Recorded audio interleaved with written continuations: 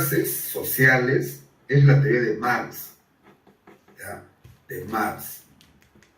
Hay otros sociólogos clásicos que han hablado de clases sociales, pero no dentro de la lógica teórica de Marx. Marx concluye de que en el capitalismo hay dos clases sociales, burguesía y proletariado. Y este es el concepto específico de Marx, no de otro autor, ¿correcto? Y también él concluye de que toda la historia de la humanidad,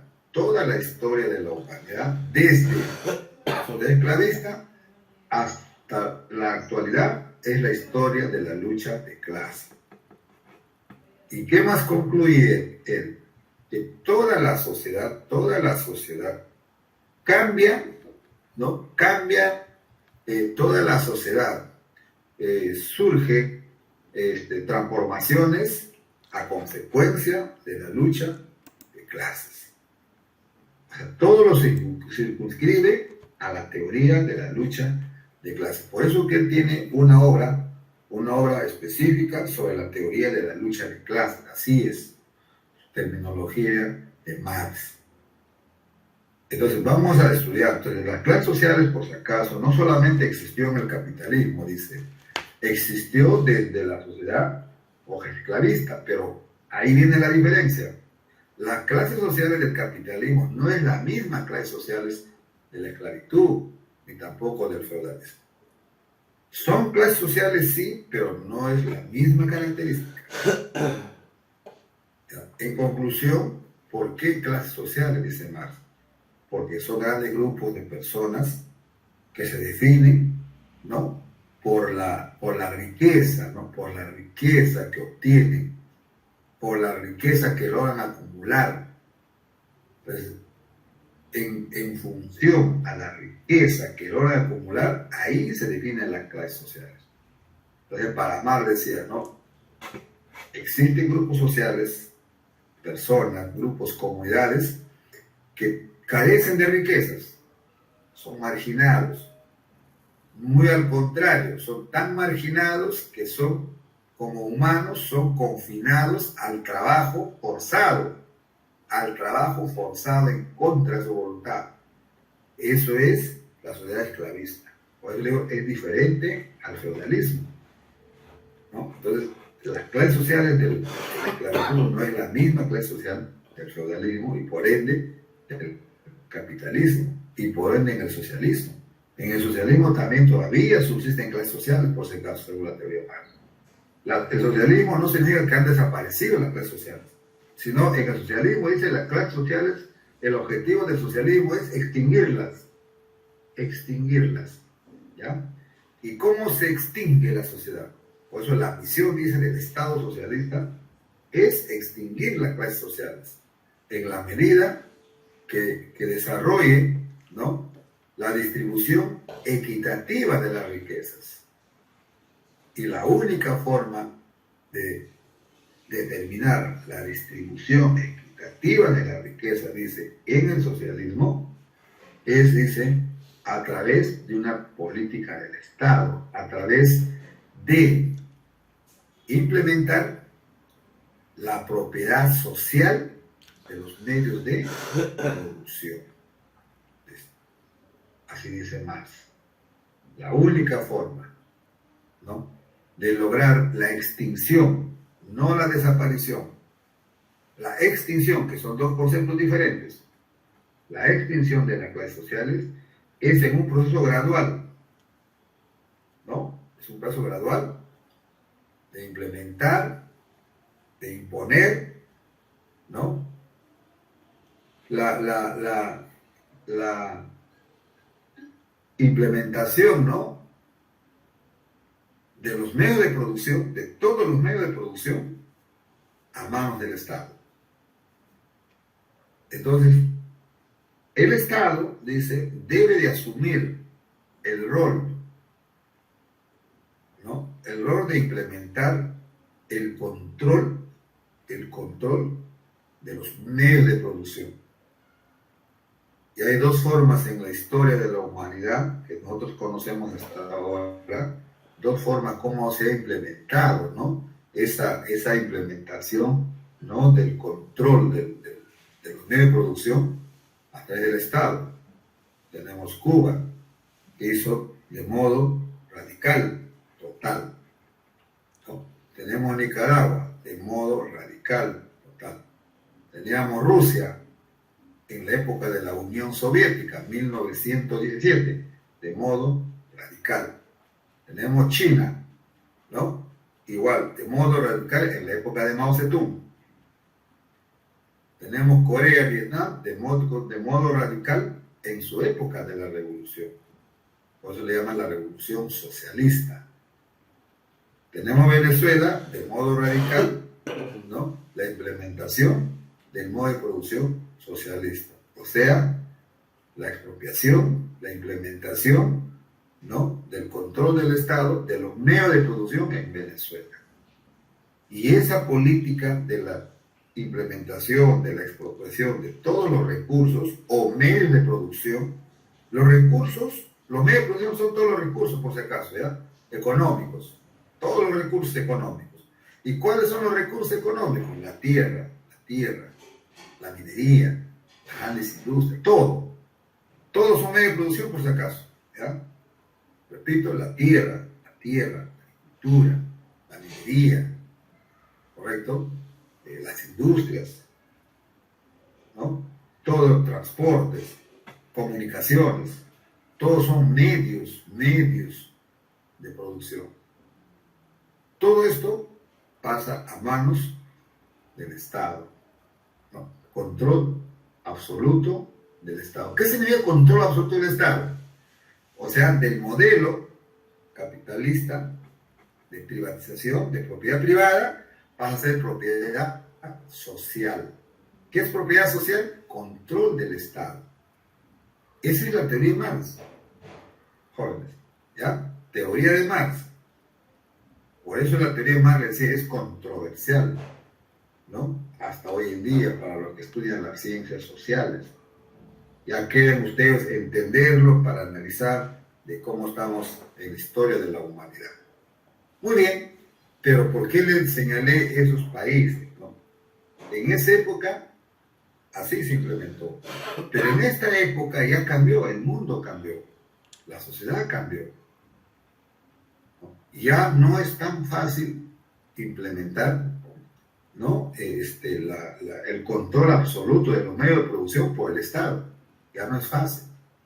Por eso, como no es fácil, es que Venezuela está sufriendo las consecuencias de esa política, ¿no? De esa política socialista, de ese modelo socialista, ¿correcto? En implementarla. Por eso que sufre el bloqueo económico de todos los países capitalistas. Hay que entender que el mundo globalizado es predominantemente capitalista, neoliberal. Entonces, los países socialistas son mínimos. Y todos estos países socialistas están sufriendo el embate de la lucha económica, el embate del bloqueo.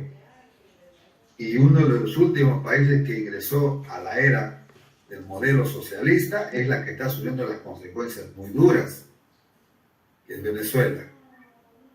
¿Cierto? Es Venezuela. Eso quiero que lo entiendan de ese modo. Yo voy a hacerles un análisis de lo más imparcial posible, ¿ya? Para que ustedes tengan una idea de lo que significa la idea de Marx, ¿ya?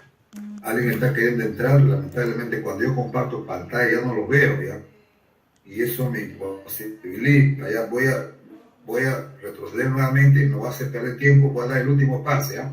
La próxima ya lamentablemente no va a pasar, ¿ya? Por llegar tarde, ya no va a pasar, miren, voy a tener que retroceder y no voy a poder, señorita, ¿ya? Jóvenes. Adviértelo así, señorita, yo comparto pantalla, ya no puedo, ya tengo que retroceder. Listo. Bien. Vamos a seguir a ver. Entonces vamos a leer lo que dice, ¿no? Lo que dice aquí. A ver, un voluntario para que me lea esto. A ver, Sayuri, ¿está Sayuri? Dígame esto, a ver.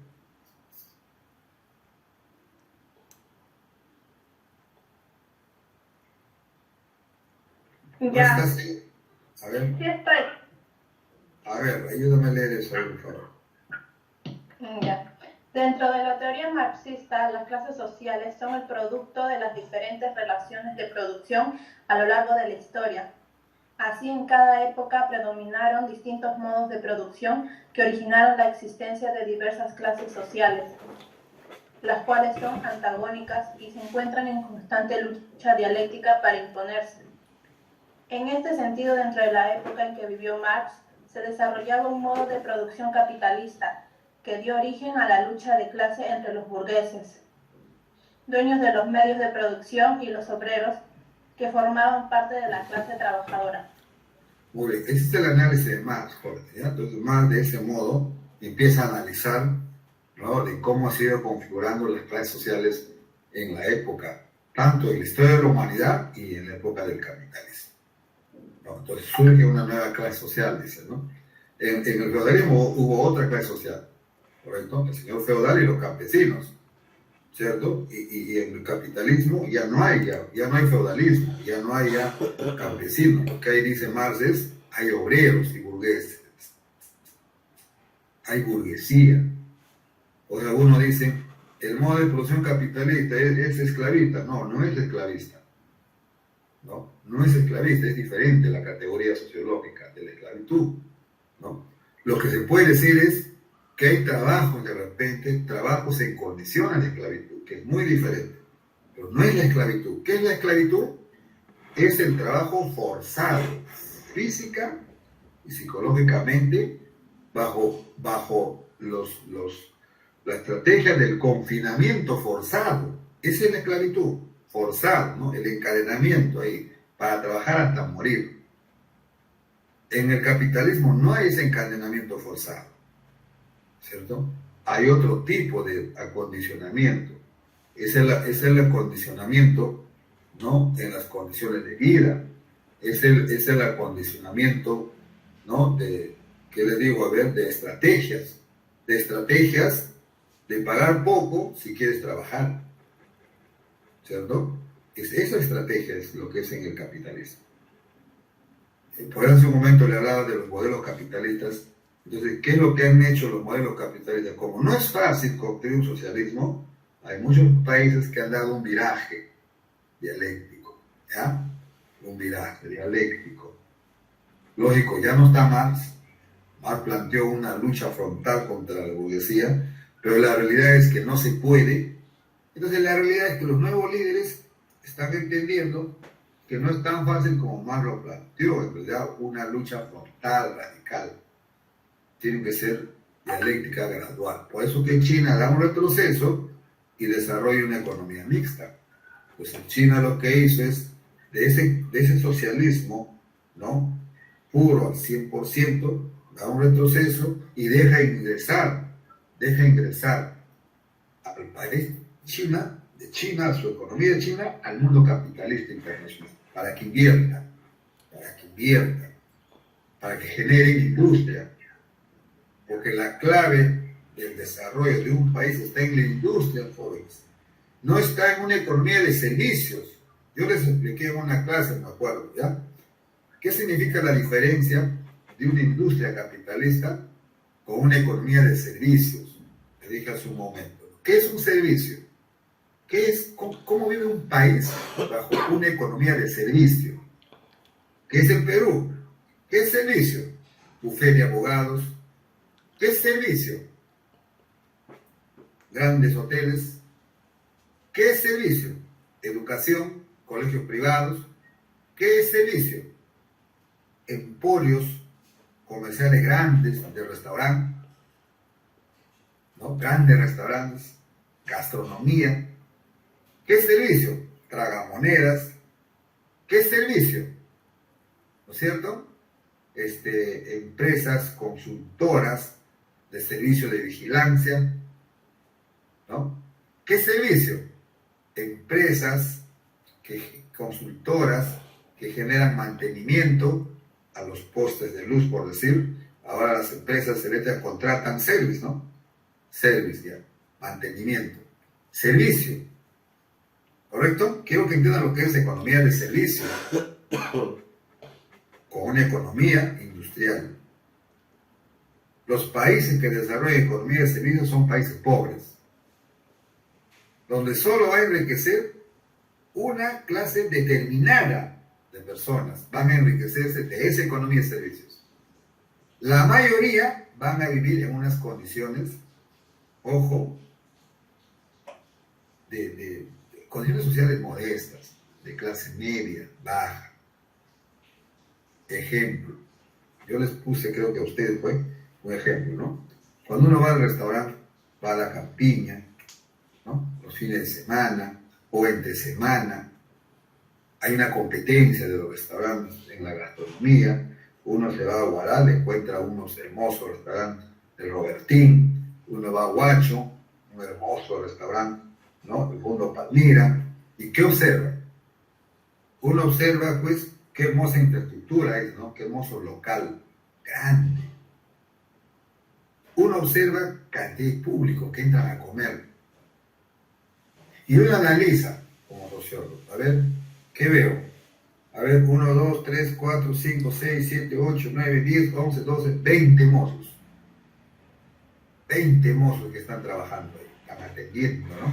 Listo. Ponle 20 ya, porque el Fondo Palmira es bien grande, ¿no? Listo. Bastante público que es comer, porque la comida es muy agradable en realidad, pero es bien caro por si acaso. La última vez que fui, el año pasado estaba a 60 soles el año pasado igual, así igualito, ¿no? Para esta época de diciembre, 60 soles el chancho al palo y el poquito de remate, le han achicado el plato. Dije, ya nunca más voy, mejor yo preparo en mi casa, que yo sé preparar y me sale más barato y como más todavía. Bueno, entonces analizo ahí el tema. Lógicamente hay mucho ingreso, hay movimiento económico. La gente que no tiene visión sociológica dice, uy, qué bonito está el Perú, mira cómo los negocios cómo crecen, ¿no? Qué bien, dice, qué bien.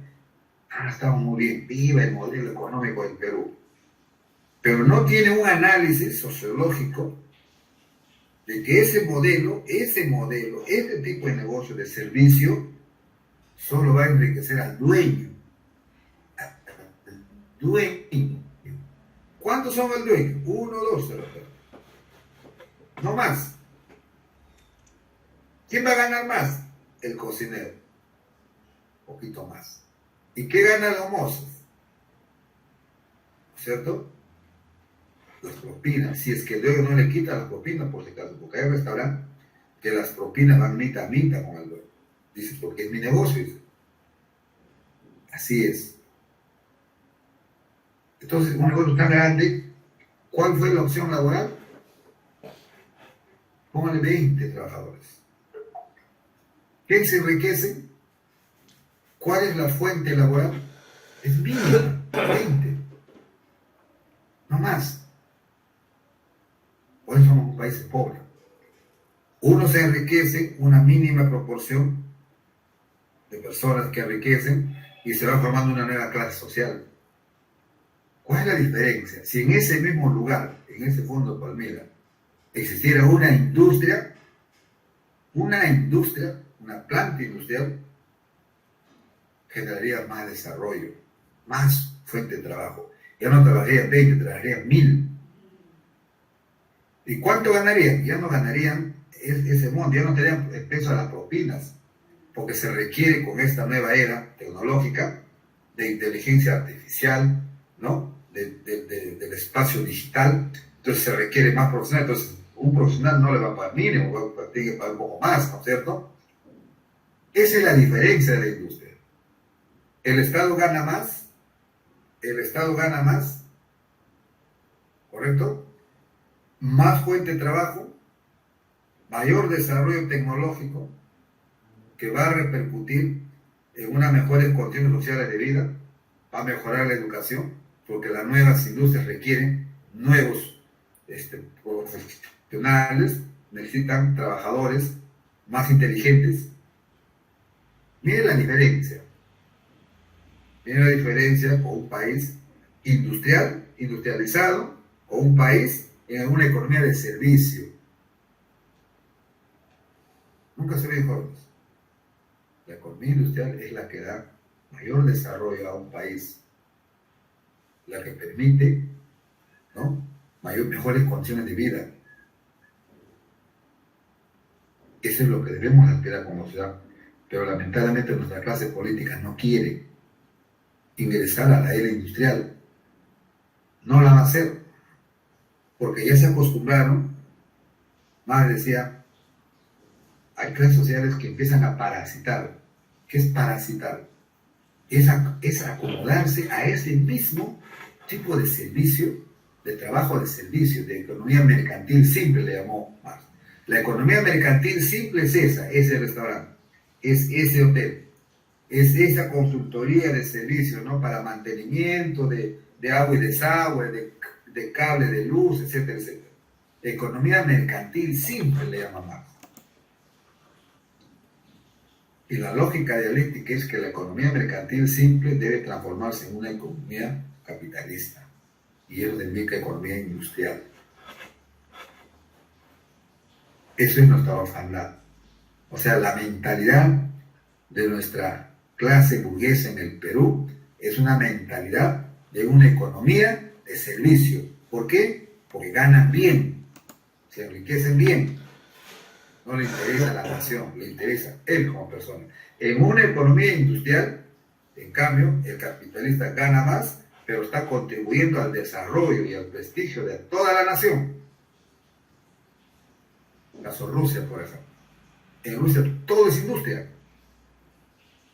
De la economía del 100%, solo el 10% debe ser economía de servicio, no más, sin temor a equivocarme. El 90% de su economía se sostiene sobre la industria. No le estoy diciendo que ahí no hay restaurantes, por si acaso, sí lo hay. No le estoy diciendo que ahí no hay economía service, ¿no?, de hoteles, ¿no?, de consultoría de abogados, sí lo hay, pero no es predominante. Y es más, la industria es imponente ahí. Más bien, el empresario industrial, más bien lo que hace es extender su capital y genera modelos de servicio, ellos mismos. O sea, reinvierte. Bueno, se lo pudo reinvertir en cadena de restaurantes. Es mínimo, la que da mayor economía al país y enriquece a la clase burguesa es la industria. Y también a la clase social proletaria la convierte en clase media. La convierte en clase media. En una sociedad de servicio, en una economía de servicio, al trabajador le convierte, ¿no es cierto?, no en clase media, sino en una clase pobre en realidad. Pobre, baja. No llega al nivel de la clase media. Imagínate un individuo que todavía termina como moto. No va a prosperar. ¿Correcto? Entonces, pero en una economía industrial sí. Porque ese obrero ya no es un obrero cero conocimiento, porque no entraría, ¿no? Se requieren profesionales técnicos, industriales, en todos los niveles para que la maquinaria compleja empiece a moverse. Eso es China. La experiencia de China es el ejemplo del mundo. Del atraso que sufrió, del entrampamiento que sufrió en sus primeras épocas de socialismo, les sirvió de lección para cambiar el modelo y dar un viraje. Que ingrese el capitalismo para aprender del capitalismo, para aprender y convertir toda su economía primario exportador de servicio en economía industrial. En China todo es industria ahora, y aprendieron, todo es innovación. En el Perú no. Más bien abren más restaurantes. Ese dueño de Fondo Palmera tiene otro, en Huacho tiene como 3. Pero no tiene la visión de transformar una industria. No la tiene. No quiere tampoco. Y nuestra clase política del más alto nivel, de igual modo, no quiere. Quiere que continúe el modelo de una economía de servicio. ¿Por qué? Porque ellos son los que están gobernando. Ellos son. Ellos están gobernados a través del Congreso. Ellos están gobernados a través de los medios de comunicación. planificación, ellos son grupos de poder, ¿no? Ellos condicionan a los presidentes, por eso Arena lo tiene como marioneta. Esa asociación, ¿no? De la CONFIEP, de esas organizaciones económicas, que es economía de servicio, lo tienen de las orejas, Arena, que tiene que hacer lo que ellos dicen. No me cambies el modelo, que sigue la economía de servicio. A ver, hay préstamos plata, reactiva, hay préstamos en millones de soles con intereses casi cero para que refloten el negocio. Y ese préstamo, ese reflotamiento, ¿para qué es? ¿Para convertirlo en industria? No, es para que hagan otra cadena, otra sucursal. O sea, conclusión, jóvenes, 200 años de economía de servicio en el Perú. O sea, nuestra pobreza tiene por rato y seguimos con esa misma estrategia. ¿Correcto? Sigamos a ver. Entonces, lo estoy haciendo una reflexión porque hay una tarea, por si acaso, en el aula virtual. Ya no hay tiempo ya para hacer tareas en aula. No hay. Lamentablemente nos acorta. Entonces, lo único que se me ha quedado la estrategia es, hay una tarea en el aula virtual. Lo van a hacer grupal, porque necesito esa nota de trabajo. ¿Ya? Entonces, los ejemplos que estoy planteando ahí en el aula virtual tienen que ser ejemplos de la vida social actual. Ya no me pongan ejemplos, pues, ¿no? De proletariado, ¿no? De Europa, ya no. Ejemplos concretos, ¿ya? Ejemplos concretos de clases sociales, ejemplos concretos de alienación que vamos a tocar hoy día, ejemplos concretos de cómo se está desarrollando la falsa conciencia, ¿correcto? Y ejemplos cómo se está desarrollando el fetichismo de la mercancía según Marx. Esos son los trabajos que van a hacer. Ejemplos concretos, ¿ya? De la vida social, de nuestro entorno social, ahora que estamos viendo. No me sacan los ejemplos del libro, ¿no? Esos ejemplos antiguos que ocurrían, pues, ¿no? En la época antigua cuando se construye el capitalismo por primera vez, de los libros. No, ejemplos concretos, ¿correcto? ¿Qué más nos dice acá? A ver, yo voy a leer, a ver. El método que utiliza Marx para el análisis de la evolución de los modos de producción en la historia es la dialéctica, lo cual toma, dice, de la filosofía hegeliana. ¿Qué significa el método que utiliza? O sea, cuando habla de método, utiliza la visión dialéctica. Es el método, la dialéctica, es la visión. ¿Y cómo es el método dialéctico? Es entender, ¿no?, de que la sociedad capitalista es consecuencia de un pasado histórico. Entonces, el método dialéctico me permite, para entender el capitalismo, tengo que entender de dónde vino. Entonces, vino de la época del feudalismo. Y sigo analizando, ¿y el feudalismo de dónde vino? Vino de la esclavitud. ¿Y la esclavitud dónde vino? Vino, pues, consecuencia de un modo de producción primitivo. Esa es la historia, utilizando el análisis, ¿no?, un método dialéctico. O sea, la dialéctica nos permite entender el fenómeno en su evolución, en su historia, ¿ya? Todo tiene su historia. Ser dialéctico significa un caso analizarlo en su historia, en su evolución. Todo tiene una historia, por si acaso. Sin embargo, Marx dice, se aleja de la idea de absoluta de Hegel. Lógicamente, Hegel no tenía el pensamiento dialéctico como Marx.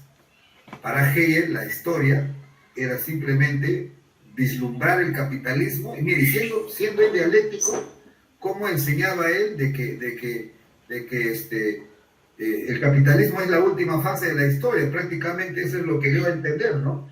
Que es la última fase de la evolución de la historia. Hay una contradicción muy grande en cuanto a su análisis, ¿no? Análisis dialéctico de Hegel, ¿no? Por eso que decimos que Marx superó a Hegel, siendo Hegel el autor del pensamiento dialéctico, ¿no? Por esa contradicción, Marx lo supera, por esa pequeña contradicción simplemente, nada más. Sin embargo, Marx dice, la aleja de la idea de lo absoluto, lo absoluto porque pensaba que el capitalismo ahí muere, y la historia de la humanidad, ¿no? Y ya no transcurre nada después, ¿correcto? Y le aplica la realidad material de la historia humana, que está estrechamente relacionado con el trabajo. Este último factor es uno de los más importantes, dice, en la concepción marxista, ya que le permitió al hombre evolucionar y cambiar su entorno físico. A ver, ahora sí, a ver, ayúdame a leer, a ver, ¿está Ayala Valdivia? Prende tu micro. Ayala Valdivia, ¿está?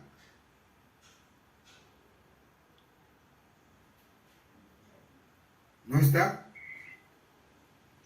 Prendan el micro. No quisiera retroceder y ver lo que están ahí, no contesto, estamos en la última clase, jóvenes. Ya deben participar todos al que llamo. Barrera Paredes, Pablo, a ver, ayúdame a leer. Presente, profesor. Muy bien, buenos días. Buenos días, profesor. Ahora sí. En ese sentido, el materialismo histórico es una concepción o interpretación de la historia, es decir, del devenir histórico del hombre. Se manifiesta en las relaciones económicas de producción que han caracterizado a las diferentes etapas. Esta concepción marxista de la historia es bastante original, pues se aleja de otros tipos de interpretación como la teología de San Agustín o la idealista de Hegel. En la mayoría de los casos, el papel del hombre estaba relegado a fuerzas superiores, como Dios, el espíritu absoluto o la razón universal. Muy bien. Aunque me parece que hemos hecho esta clase, pero no importa, a ver, porque ahorita yo cuando estoy viendo San Agustín, me estoy acordando que parece que en clase sí hicimos esto. Cuando ustedes dicen no, de repente alguien dijo no, que no vino a clase. ¿Ya? Pero de todas maneras tenemos que terminar los tres temas, ¿ya? 3 temas tenemos que terminar hoy día para que desarrollen la tarea y entremos al examen oral y escrito. El materialismo histórico es otra herramienta sociológica para analizar la sociedad, para entender a la sociedad. Por eso tenemos el materialismo dialéctico y el materialismo histórico. Son 2 corrientes, dice Marx, que es suficiente para entender científicamente el mundo, el universo y por ende la sociedad. ¿Cuál es la diferencia entre el dialéctico y el materialismo histórico? El materialismo dialéctico y el materialismo histórico. El dialéctico nos enseña que todo cambia, todo evoluciona. Que todo, desde una partícula indivisible hasta todo el universo. Y dialéctica, ¿por qué? Porque ese cambio no es mecánico, dice, hay un proceso, hay unas etapas, ¿no? Hay unas etapas que ocurren, que esas etapas se entienden por contradicción, ¿cierto? Por la contradicción. Y esa contradicción no es brusco, así de golpe, dice Marx, sino es de lo cuantitativo a lo cualitativo. Y explica, ¿y cómo es eso de lo cuantitativo a lo cualitativo? ¿No? Se genera pues en espiral, ¿no? En espiral, dice, ¿no? Y explica qué significa la espiral. Entonces, eso es dialéctica. Entonces, ocurriendo ese fenómeno para llegar a la síntesis, que es una realidad nueva, diferente sobre el análisis, ¿no? Y sobre la antítesis, ¿no? Entonces dice, eso es dialéctica, ¿correcto? Todo es dialéctico, es el método dialéctico. ¿Y por qué materialismo histórico? Porque dice, esta es una teoría o una herramienta o una metodología específicamente, ya no para analizar el universo, ¿no? El átomo, ya no, es para analizar la sociedad, nada más.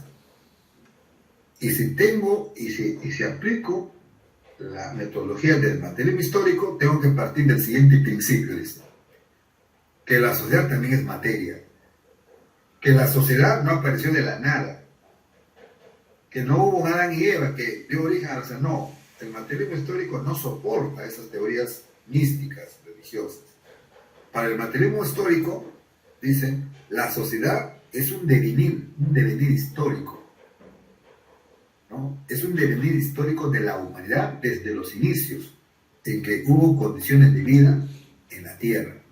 Y hablamos, pues, ¿no? De los prehomínidos, ¿no? Hablamos de los homínidos, ¿correcto? Y así hablamos de la sociedad, cómo va evolucionando desde la primitiva para llegar hasta el capitalismo. Eso es materialismo histórico. Entender que la sociedad humana es producto de un devenir histórico. No hay milagros, no hay dioses que han creado culturas. No hay. Todo es producto de un devenir dialéctico. lógico. Entonces, cuando uno estudia la historia, gracias a la antropología, a la arqueología, ¿qué descubre? Uno descubre que donde estamos sentados ahora no era así, había otras culturas, otras civilizaciones, ¿no? Y cuando uno sigue analizando, gracias a la antropología, a la arqueología, a la ingeniería del ADN, etcétera, etcétera, uno va descubriendo, pues, que donde estoy sentado, hubo otra civilización. Y el materialismo histórico explica ¿y qué pasó con la civilización? Y va a explicar toda esa contradicción que hubo, ¿no? Luchas entre culturas, entre civilizaciones. Lucha, dice, ahí se aplica pues la dialéctica, dice que el más fuerte vence al otro. Ahí viene unidad y lucha de contrarios. Y el materialismo histórico nos va a decir entonces que las culturas no es más que el sometimiento del más fuerte sobre el más débil. Ejemplo, el Perú. Nosotros somos el ejemplo así que ustedes pueden entender mejor de que fue la cultura española que sometió a la incaica y somos ese resultado. Y si miramos el universo, el mundo social, todas están dentro de la misma lógica. Las culturas más fuertes imponieron su territorio sobre las más débiles. Eso continúa jóvenes. ¿Cuál es el ejemplo? Guerra Rusia-Ucrania. ¿Cuál es el otro ejemplo? Israel-Palestina. El más fuerte se impone. Ese es el materialismo histórico. Y no como decía San Agustín, que era un cura, filósofo y cura, por si acaso. Que la cultura de la sociedad humana era producto de una divinidad, de una voluntad divina. ¿Y por qué más materialismo histórico? Porque la sociedad, dice, no cambia por las ideas del individuo, cambia, dice, por su base material. Los españoles cuando vinieron, no vinieron porque se les ocurrió, dijo, bueno, a ver, ¿qué me toca conquistar? No, vinieron porque estaban en crisis económicamente y necesitaban, ¿correcto?, colonizar, descubrir otros espacios para agenciarse de recursos, ¿no? Y para poder vivir, porque Europa estaba al borde de la extinción. Eso explica el materialismo histórico. Entonces, ¿cuál es el móvil esencial para que ocurra esos cambios históricos? Entonces, el materialismo histórico dice, es la economía. El mundo cambia por la economía. Eso es en esencia. Las ideas contribuyen, no determinan. Es la economía que determina el cambio de la historia de una sociedad humana. Y va a ser así, sí y solo sí. No como dice San Agustín, que era un filósofo, cura, ¿no?, y filósofo, que decía que las sociedades es una voluntad de personas, la evolución es voluntad de individuos, o como Hegel, ¿no?, que también igual parecido a Hegel, ¿no?, que era voluntad de idea absoluta, o sea, voluntad del consenso para cambiar. No, la sociedad cambia por la economía. La necesidad económica es la que hace cambiar al mundo. ¿Por qué los persas lucharon tenazmente contra los griegos en la historia? Era por expansión económica, para ser más fuerte. Y la lógica en ese tiempo era someter a la cultura más débil para que paguen los impuestos y puedan mantener al imperio más fuerte. Era por eso. Toda la historia de la humanidad, por eso dicen, no es más que la historia de la lucha de clases, pero tiene como esencia el factor económico, dice Marx. ¿Ya? Económico, no como Hegel, no como San Agustín en Dios, o Hegel en el espíritu absoluto o la razón universal. ¿Qué significa espíritu absoluto? Idea de consenso, ¿no? Idea de consenso. Le puse un ejemplo en el aula, me acuerdo, ¿no? Que todos acordamos, bueno, vamos a acordar esto del Perú, votación, queremos entrar a la industria, listo. No, así no es. Queremos entrar al socialismo, tampoco así es. Tiene que darse las condiciones económicas. ¿Y qué es condiciones económicas? El Perú va a cambiar sí o solo sí cuando la crisis económica llegue a cada ciudadano. Ahora la clase media, les dije a ustedes, relativamente está bien. porque tiene su negocio, ¿no? Porque vive del negocio. El emprendedor, el pequeño, ahí vive, sobrevive. Pero cuando ese emprendedor sale a vender, no vende nada, cuando ese dueño del restaurante de la campiña no hay clientes, cuando es el dueño del hotel no hay gente que se hospede, ahí viene la crisis, ahí viene el factor económico, ahí recién se va a hacer de necesidad el cambio de modelo económico en el Perú. Mientras eso no ocurra, jóvenes, no pasa nada, por si acaso. Yo quiero que entiendan eso desde el punto de vista de la sociología y del pensamiento de Marx. Porque una revolución social, un cambio social, no es por voluntad divina, como Hegel dice, ¿no? No es por voluntad según San Agustín, no. Es cuando existen las condiciones económicas, las relaciones económicas de producción. Ahí está la clave. Y ya les puse el ejemplo. Dice que en la concepción de Marx, el hombre adquiere una mayor relevancia dentro del proceso histórico, pues su devenir se produce, dice, en relación con el modo de producción que practican en las diferentes épocas. De esta manera ya no es Dios, ya ves si esta clase lo he hecho con ustedes, ya no es Dios ni alguna fuerza sobrenatural la que determina el rumbo de la historia, sino el propio hombre y su papel dentro de las fuerzas productivas. Por el motivo se suele eludir a la interpretación marxista como una concepción económica de la historia. En esencia, para Marx, son los modos de producción, dice, lo que determinan los cambios sociales, pues los factores económicos al mismo tiempo configuran los cambios ideológicos y superestructurales de la sociedad. ¿Qué significa modo de producción? El factor económico, por si acaso, ¿ya? Es lo mismo, por si acaso, por eso estoy diciendo, es el factor económico que determina el cambio, no es la voluntad divina, no es la idea absoluta como Hegel. Entonces, cuando ocurre el factor económico en crisis, cambia todo, dice, ¿no? Hasta la superestructura. ¿Qué es la superestructura? La política de Estado, ¿no? Cambia todo, cambia la ideología, cambia la educación, cambia el modelo económico, entonces viene un nuevo pensamiento de cómo hacer y construir la sociedad. ¿Y cómo se construye la sociedad? Entonces entrar a una nueva era, salir de la economía de servicio y entrar a la era de la industria. Ejemplo, China. Ejemplo, Rusia. ¿Cierto? Miren modelos así palpables, ustedes conocen que están cambiando, ¿no? Si no son, si Rusia y China, por ejemplo, no es un país capitalista al 100%, ¿no? Es una economía mixta. Rusia sí es capitalista. Entonces, ¿por qué triunfa el capitalismo en Rusia y por qué no triunfa en el Perú?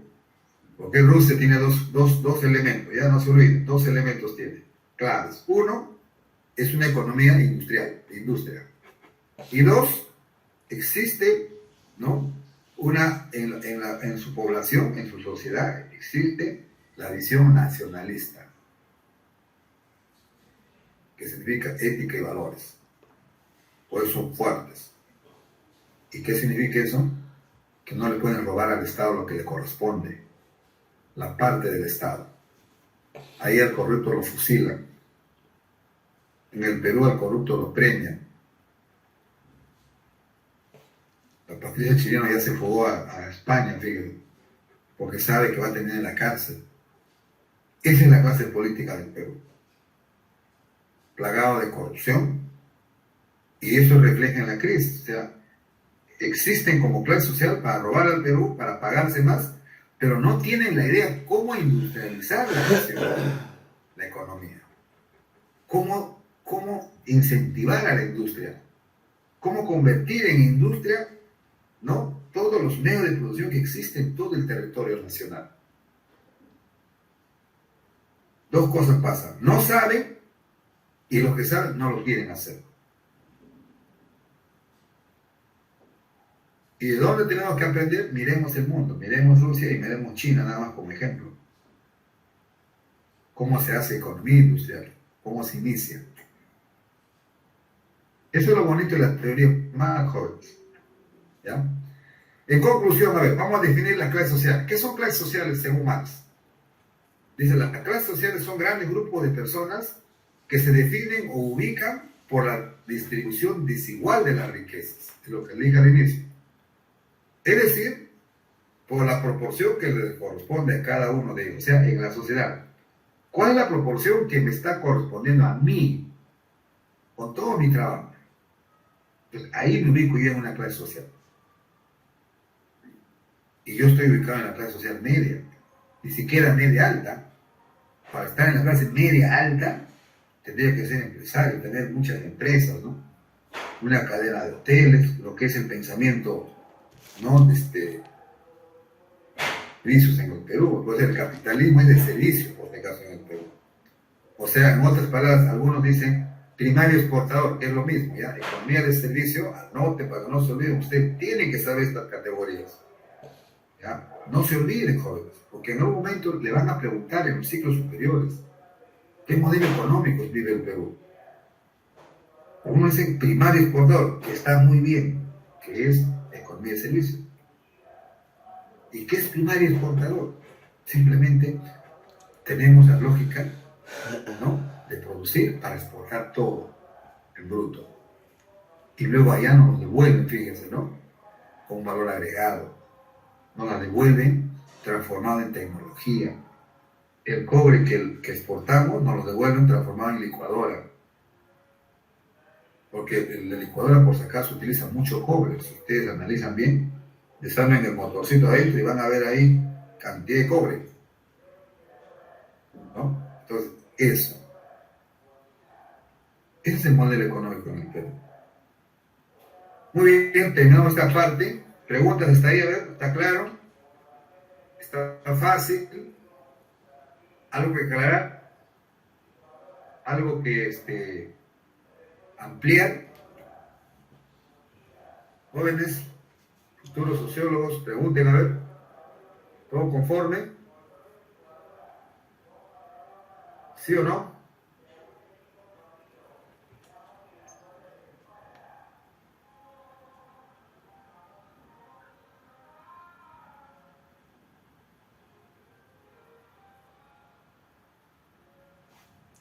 ¿Algo que preguntar? Vamos a la segunda, ¿ya? Vamos a la segunda, todavía estamos en hora. Vamos a este tema. Este tema me interesa, que bueno, no sé si alguien quiere entrar, a ver, si hay alguien que quiere entrar, lo espero, a ver. ¿Cuántos son ustedes? 31. Voy a descargar la asistencia, ¿ya? 31 son. Listo, 31. Listo. ¿Quiénes me han asistido? A ver. David Rivera, Ángela, Victoria, Desayala, Dana Mercedes, aquí tengo la asistencia. Es la clase, ¿ya? De lo que estamos recuperando, la clase que no hicimos el viernes. Ahora Alessandro, Melanie Brittany, Sayuri, Joan Mao, María Luisa, Alejandro Fabricio, Alicia Fiorella Montenegro, Antonio Claudio Ishiro, Coraima, Rosemary, Elizabeth Sayuri, Emil Palomares, Eric Alexander Sánchez, Iván David, Yanea Araceli, Julio Benítez, Luis Espancanta, Luis Alexia Pierre, Luis Alfonso Yachi, Luis Santos Quispe, Maricela Patuco, casi todos, ¿no? Nicole Chávez, Renzo Martín Toledo, Isabel Nicole Prieto. Casi todos se han olvidado. A ver, ¿cuántos son ustedes? A ver, en mi lista hay 39, 40, menos, a ver, menos Peña, menos Peña,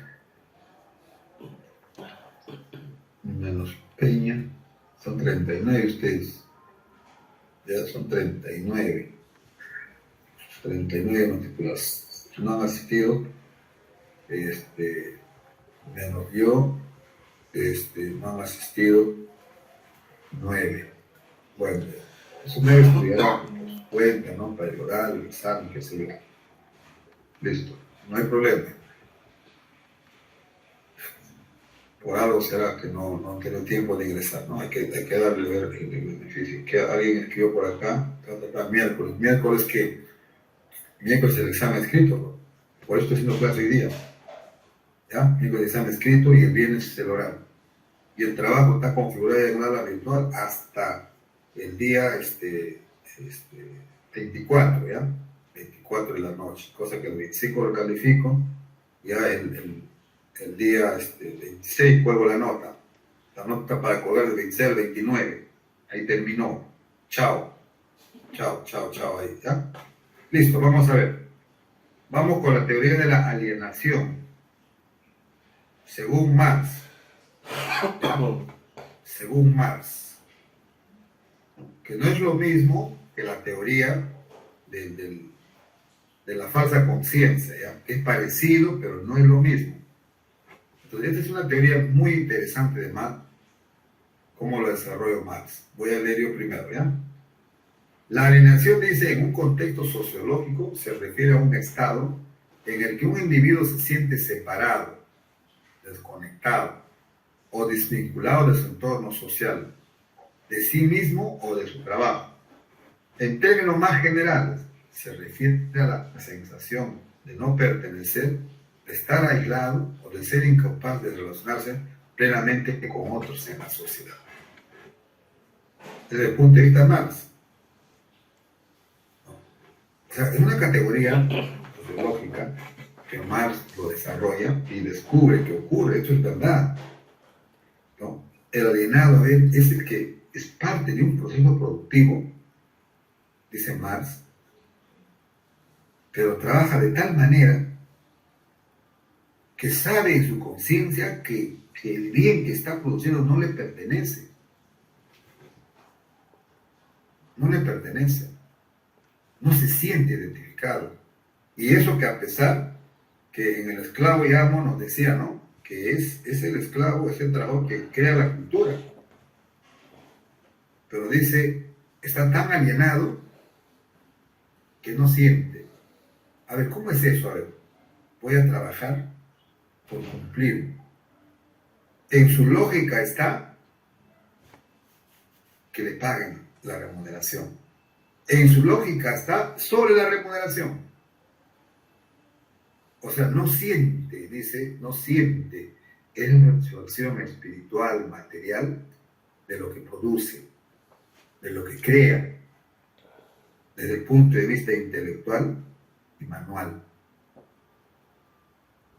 No lo siente suyo porque en verdad no es suyo, no es para él. ¿Para quién es? ¿Para quién es lo que produce la mercancía?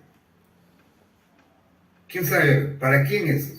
Si no es para el trabajador, ¿no? No es para la fuerza de trabajo. No es para el hombre que trabaja. ¿Para quién es? Jóvenes, a ver. ¿Quién me responde?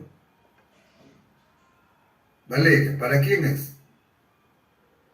Valeria creo que no está. Para el capitalista, profesor. Claro, es para el empresario, para el capitalista, para los dueños de medios de producción. Y los dueños de medios de producción miran. Solamente miran, dice Marx. Pero se apropian de todo. Por eso existe el trabajador desalienado. Existe una alienación ya. Una alienación porque está vinculado al proceso productivo, pero no es para él, no es de él. O sea, es como quien decir, a ver, mecánicamente voy a cumplir un rol y es de él. Es de él.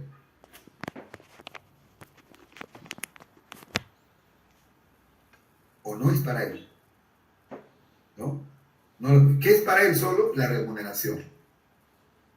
Nada más. No es el bien que está creando con su inteligencia, con sus manos, ¿no? Con su experiencia. No es de él ni para él. Y de remate, mire, lo que produce no lo tiene en casa. No lo tiene. Lo conoce, pero no lo tiene. Mire la contradicción. Lo produce con sus manos, pero no lo tiene. No lo puede gozar, no lo puede utilizar. Una tecnología sofisticada, imagínense, ¿no?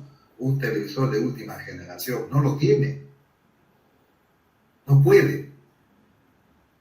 Porque no le alcanzaría su remuneración para lograr tener esa tecnología moderna. Ese es el hombre alienado, ahí está la alienación. Sigamos a ver. Dice, dentro de la teoría sociológica, la alienación ha sido un concepto explorado por pensadores como Carlos Marx, Durkheim también, Max Weber, pero cada uno tenía un concepto diferente uno de otro. Marx, por ejemplo, dice, se refirió a la alienación en relación con la pérdida de control que los trabajadores experimentan sobre su trabajo y el producto de su trabajo en el sistema capitalista. O sea, pierden cuando no le pertenece. No le pertenece, no es para él, no es de él, pero pasa por sus manos, pasa por su esfuerzo, envejece, dice, creando riqueza, mercancía, pero no le pertenece. Eso es alienación. Esta falta de control, dice, puede conducir a una sensación de alienación de su propia fuerza de trabajo y de la sociedad en su conjunto. En otras palabras, ni tampoco se siente parte de la sociedad. ¿Por qué? Porque de toda la riqueza que hay en la sociedad, no lo puede obtener. Camina en la sociedad como autómata, pero no le pertenece nada, solo tiene que mirar por la vitrina, ¿no? La maravilla del capitalismo. Tiendas grandes, complejas, que venden de todo. ¿No se han dado cuenta ustedes? Miren, ustedes entran, miran nada más, miran, disfrutan mentalmente. Qué bonito tablet, ese, ¿no? Un iPhone, un Mac, hermoso, ¿no? Qué hermosa computadora, qué hermoso televisor, qué hermoso celular, qué hermosa ropa. Solo miran, no les pertenece. ¿Por qué es alienado? ¿Dónde está la alienado? Porque lo produces y no es tuyo. No te pertenece. Entonces dice, el trabajador también es alienado de toda la sociedad, porque transita por toda la sociedad y no le pertenece nada, porque no es dueño de nada, a la justa para sobrevivir, pero es dueño solo de su fuerza de trabajo. Pero su fuerza de trabajo tiene que venderlo, tampoco puede controlar la fuerza de trabajo. Por eso dice, hasta su trabajo está alienado, porque no puedo condicionar, págame más, no se puede, no quiere, te despide. La oferta y la demanda, ¿no?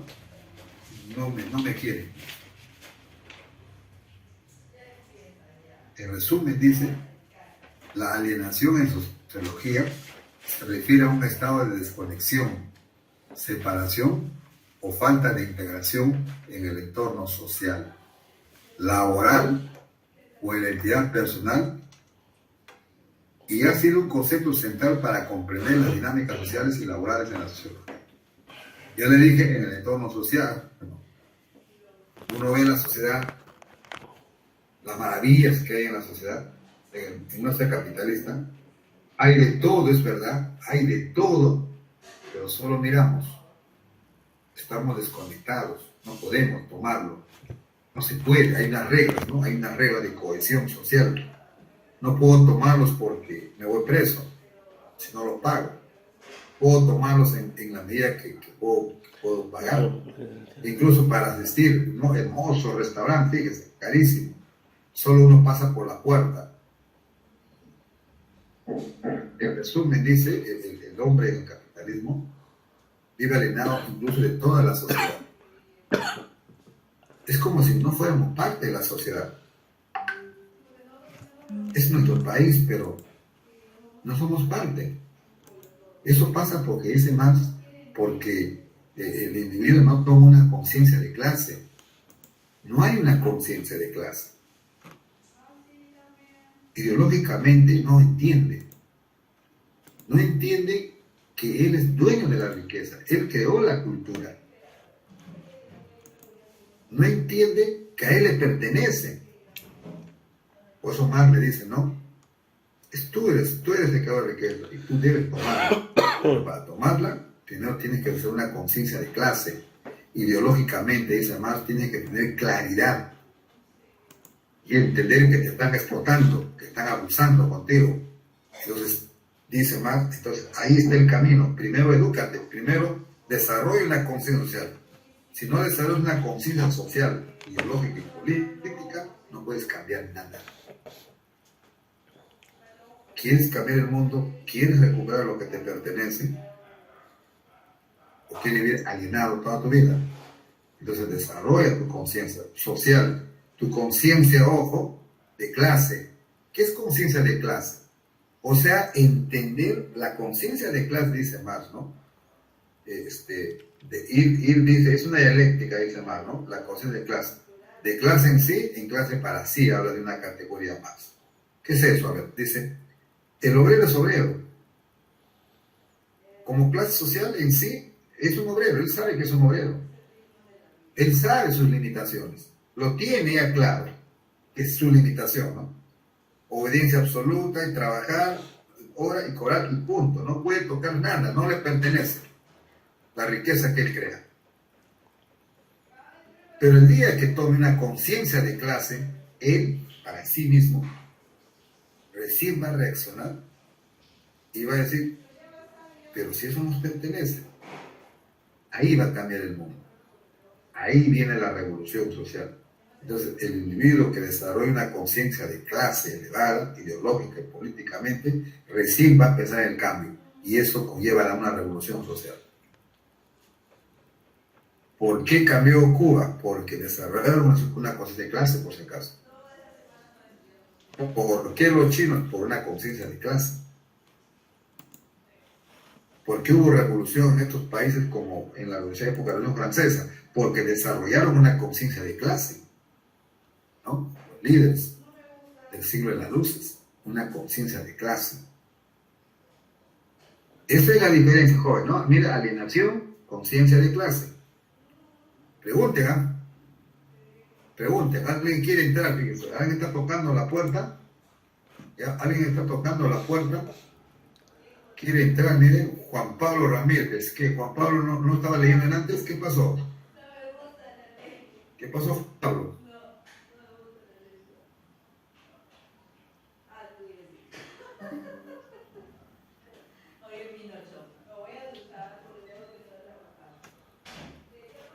Listo, vamos a seguir a ver.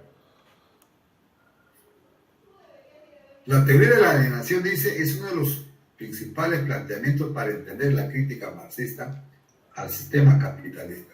Según el autor del Capital, que es Marx, la vida del hombre, dice, está ligada estrechamente a la naturaleza, es decir, depende de ella para el desarrollo de las diferentes actividades, ya sean físicas o espirituales.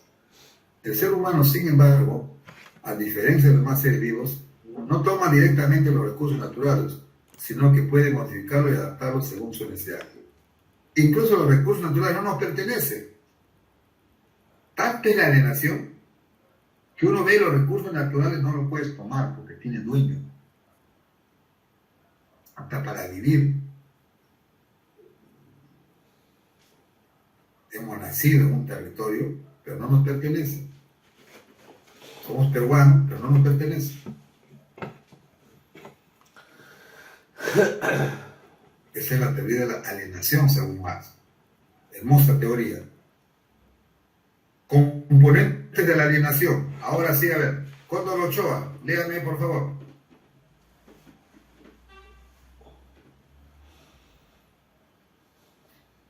Cóndor Ochoa.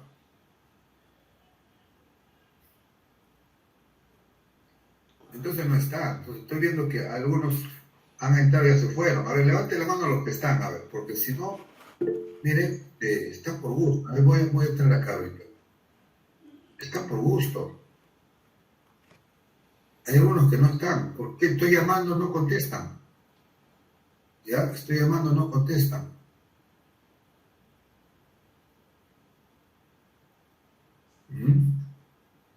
No contestan. Se han ido algunos. No están. Ya, entonces acostúmbrense, por favor, lo que está. El que no está, no está. Al final, ¿no? Ingresan, lo apagan, se van. Listo, ¿no? Pero estoy llamando para que lean. A ver, llamo a otro alumno, a ver. Espinosa Aparicio, ¿ahora está? Espinosa Aparicio. Tampoco está. Espinosa Ríos, Coraima. Presente, profesor. Una lectura, por favor. Bueno, componentes de la alineación. Dentro de la teoría marxista de la alineación se pueden identificar 4 componentes esenciales que se relacionan con diferentes ámbitos de la actividad productiva. 1. Los hombres se encuentran alineados dentro de la propia actividad productiva que realizan. Dentro de la lógica capitalista, los trabajadores no son dueños de su actividad laboral, pues trabajan para otros. Los propietarios de los medios de producción, quienes en realidad otorgan un salario para la supervivencia de los trabajadores. No les pertenece, ¿no? No. Por eso se encuentran alienados, dice, ¿no? O sea, dentro de su misma actividad laboral. Esa es la lógica del capitalismo. Vamos a ver dos, a ver, otro componente. Chávez Cubas está. Chávez Cubas, Nicole. Sí, profesor. Por favor, a ver. Los individuos se encuentran alienados en relación con el objeto que generan el trabajo, es decir, el producto. Si bien los trabajadores son los responsables de la elaboración de las mercancías, esto no les pertenece y no tienen ningún tipo de derecho ni control sobre aquello que producen. En muchos casos, los trabajadores tampoco tienen una adecuada percepción del producto, pues lo realizan de manera automatizada. Por cumplir con el trabajo, ¿no? Es como a ver los albañiles, ¿no? Esos trabajadores de construcción civil, construyen inmensos edificios y hermosos, el acabado y todo. Ya, hacen unos hermosos acabados. Y lo único que le queda cuando terminan, se retiran. ¿Y dónde viven? Viven en un asentamiento humano. Esa es la alienación. Construyen con sus manos hermosas residencias, pero viven confinados, ¿no? En áreas pues, inhóspitas, carentes de recursos materiales, carentes de agua, luz. Pero mire, sus manos construyen grandes residencias, la más moderna. Eso explica más en este PPT. Ahí hay otro ejemplo. 3. A ver, Fernández Jara, ayúdame con la lectura ahí. Ya. Los trabajadores se encuentran alienados en relación con sus compañeros de labores. El trabajo implica una natural colaboración entre los hombres para llevar a cabo las actividades de la manera más adecuada. Sin embargo, en el capitalismo, aquella relación se ve destruida, pues los individuos no trabajan con los capitalistas, sino para ellos, por lo que existe una asimetría en dicha relación. Al mismo tiempo, los trabajadores se ven obligados a competir entre ellos, porque el sistema valora el rendimiento individual de cada uno, donde se considera más eficiente a aquel que produce más que otro. Por supuesto, gracias. ¿No? Ahí en nuestra última parte. A ver, ¿a quién ratifico en el contrato? Al que me trabaja mejor. Entonces se crea una lógica de dar lo mejor, ¿no? De dar, porque si no me quedo sin chamba, ¿no? Si no, no me promociona. Si no, no hay promoción, no puedo ascender. O si no, no hay una compensación extra. Entonces, entre ellos compiten. Pero compiten no por un espíritu de unidad, sino compiten por un espíritu, ojo, de vencer al otro, de ganarle al otro. ¿Cómo debe ser, dice Marx, en una sociedad ideal socialista? Que ya no hay competencia, hay trabajo unitario, mancomunado, porque el objetivo es la nación. Entonces, dice que en una sociedad no alienada, socialista, dice Marx, entonces el espíritu del trabajo es otro. El entusiasmo crece y cada día están diseñando nuevas estrategias para mejorar y mejoran en conjunto, en solidaridad. ¿Por qué? Porque la compensación por lo menos es equitativa, hay equidad. ¿Qué es equidad? Que me permite vivir con dignidad. Entonces amanezco con un perfil diferente, amanezco con un entusiasmo diferente.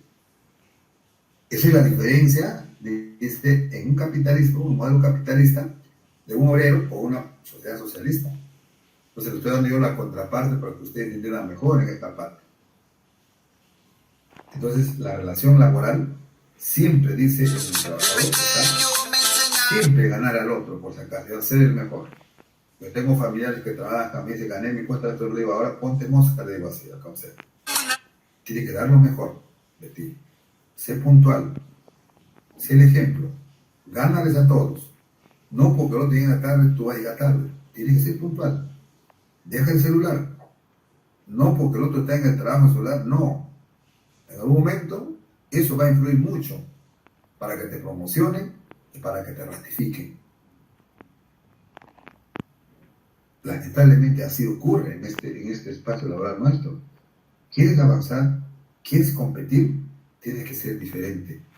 Aquí todos. Porque tienes que demostrar ser el mejor. En este mundo capitalista se quedan, avanzan, se desarrollan los mejores. ¿Correcto? El que se descuida perdió su oportunidad. Esa es la alienación.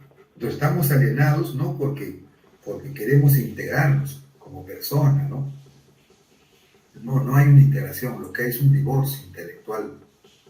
Si bien es cierto, el trabajo es organizacional, pero siempre en el espíritu está, en el espíritu dice, en tal está, siento yo de ser el mejor para que me ratifiquen y quiero ganar más, quiero ascenso, porque sabe que el ascenso no es para todos, sabe porque el puesto de un nuevo puesto es para uno, no es para todos. Entonces quiero ganar ese nuevo puesto. Ahí hay otro ejemplo de alienación.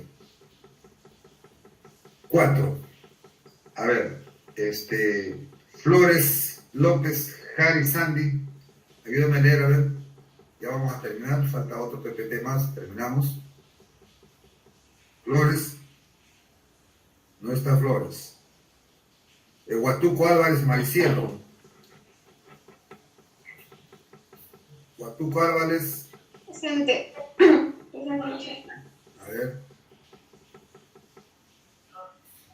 Los sujetos se encuentran alineados dentro de su propio potencial humano, debido a que la fuerza productiva del hombre no le pertenece al mismo, sino al capitalista, que le retribuye por su trabajo.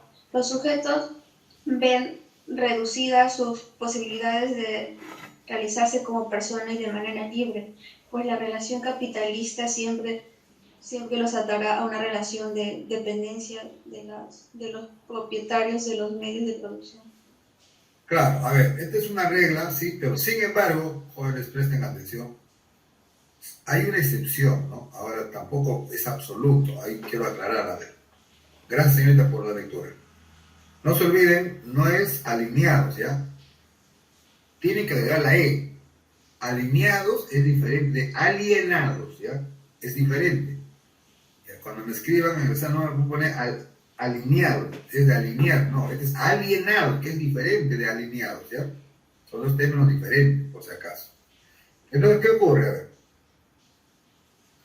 A ver, vamos a ver un margen, ¿ya? ¿Qué pasa? Hay personas, por ejemplo, trabajadores que rompen, ¿no? Pero eso es muy singular, eso es un caso excepcional, ¿no?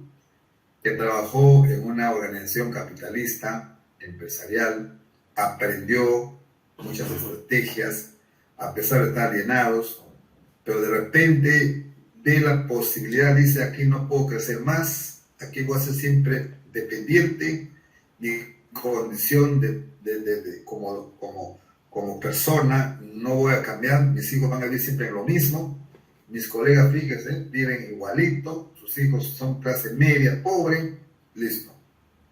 No, se retira y mire lo que hace. Todo lo que aprendió lo hace solo, otra vez, repite el proceso. O sea, imita el trabajo, produce lo que produce él. Eso se llama los emprendimientos. Se rompe la estructura de la alienación. Ahora sí va a ser dueño de su propio negocio. Pero esos son casos excepcionales, por si acaso. Ya, casos muy excepcionales que ocurren, ¿no? Que determinadas personas aprendieron de la empresa y luego replican aparte, solos, lo intentan poco a poco. ¿no? Y desarrollan lo mismo. Hay muchos ejemplos sobre esto, ¿no? Sobre este caso. Por ejemplo, personas que trabajaban como panaderos en Donofrio, ¿no? En Donofrio, ya años. Luego se salieron, hicieron su propia panadería y ahora se llama el Panetón Sayán, Sol Sayán. Y en Sayán han aparecido muchos emprendedores. Y mire, hubo una época, me acuerdo, actualmente hace más de 10 años, ¿no? La gente especulaba que el Panetón Sol Sayán es el mismo Donofrio, y en verdad, era el mismo sabor, era idéntico. Y la gente decía, no, es que han sido trabajadores que se han salido de ahí. Uno se salió, el panadero, porque ya se sentía pues, que no iba a crecer más, ¿no?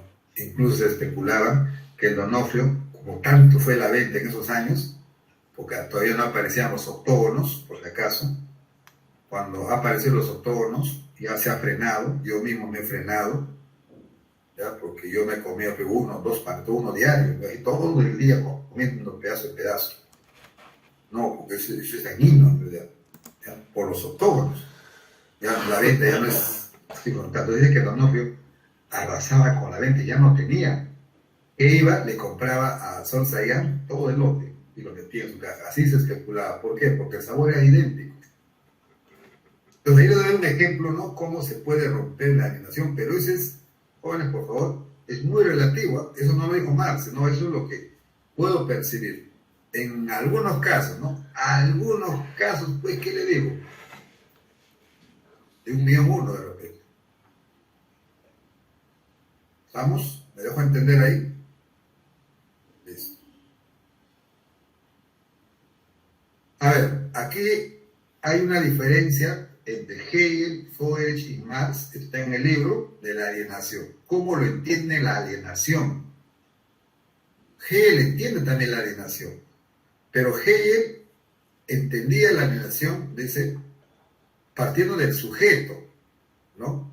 Para él, dice, el sujeto se alienaba a través de su espíritu, de su voluntad. Solamente la voluntad, ¿no? Mental, ¿verdad? Pero para Feuerbach, otro filósofo de esa época, de Marx, dice, no, supera un poco a Hegel. Dice, todo el hombre está alienado, todo el hombre, todo el sujeto, ¿eh? Aquí solamente el espíritu, ¿no? O sea, su voluntad, su idea, ¿no? El espíritu, su sentimiento, nada más. Pero acá Marx Feuerbach dice, no, todo el hombre, pero como hombre. Pero Marx es más objetivo, no, es el obrero que está alienado. Es el obrero, porque es el productor directo de todos los medios de producción, de todas las mercancías. Ahí Marx es más contundente. Ya lo especifica, quiénes son los alienados. Luego viene, ¿no? Actividad en la que se aliena, ¿no? Lógico, es en la vida espiritual, ¿no? O sea, cómo, o sea, todas estas categorías que ellos desarrollan de cómo es la alienación, bueno, es en su vida espiritual, ¿no? Y el hombre dice también en la conciencia, bueno, en la conciencia, porque tiene pues un pensamiento, ¿no? No acorde a la realidad, listo. O porque repite lo que escucha, listo, ¿no? Es como el mito de la caverna. Pero Marx dice, no, la alienación está en su propio trabajo porque no le pertenece a él, o sea, está en el trabajo. Ahí está la alienación. ¿Y cómo es esa actividad? Entonces, para Hegel, dice, bueno, eso se procesa para Hegel en el autoconocimiento. O sea, para Hegel la alienación, que es espiritual, que es el espíritu, dice, bueno, porque solo desarrolla un conocimiento de su espacio, de sí mismo, y solo puede desarrollar, pues dice, no, una voluntad de cambio, solo, autoconocimiento. Feuerbach dice, no, el cambio de la alienación, dice, va a ser de modo teórico, ¿no? Que le va a ayudar a entender mejor, ¿no? Su nivel de interpretación de la cosa, o sea, conciencia en sí. Listo. Hasta ahí llega Feuerbach. Dice, de modo teórico, pero por lo menos para que lo hagan entender en qué condiciones vive, dice, para Feuerbach. Pero Marx es más contundente. Marx dice, no, el nivel de la alienación se da en todo su proceso práctico, en todo su desarrollo práctico, no solo en la conciencia, sino en su vida diaria, en su vida diaria, ¿no? En su práctica constante, o sea, en todo el acto de su vida. ¿Y cómo se materializa, no? ¿Cómo se objetiviza, según Hegel? La alienación. O sea, cómo se explaya, cómo se materializa, cómo se desarrolla. En otras palabras, la alienación.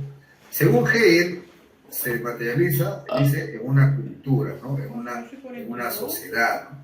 En un modo de vida, en un estilo de vida, ¿no? En un estilo de vida cultural. Eso dice Hegel. Recuerdo que Hegel no cree en Dios, por si acaso. Para Hegel, dice, en la cultura, en los modos de ser, en el estilo de vida. Freud dice, la alienación se materializa como creyendo en Dios. Ellos creen en Dios. El hombre empieza a creer en Dios. Ahí está, ¿tú crees en Dios? Pues ahí está. Ya crees en Ahí se Dios, mira, materializa espérate, mira, que el la día alienación. ahora ya tengo para Mar dice, joderte. Ya crees en La Dios. alienación se manifiesta, se concretiza, se objetiviza en la producción de la mercancía.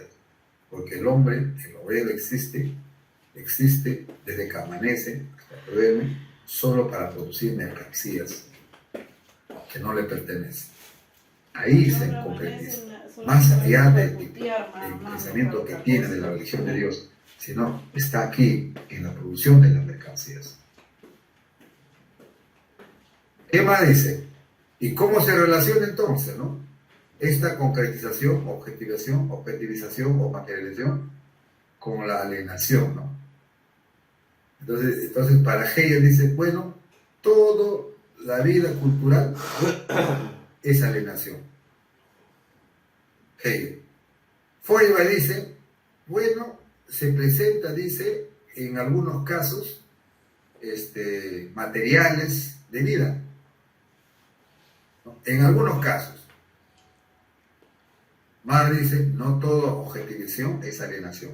Solo acá. Acá. Porque no le pertenece nada a lo que hace.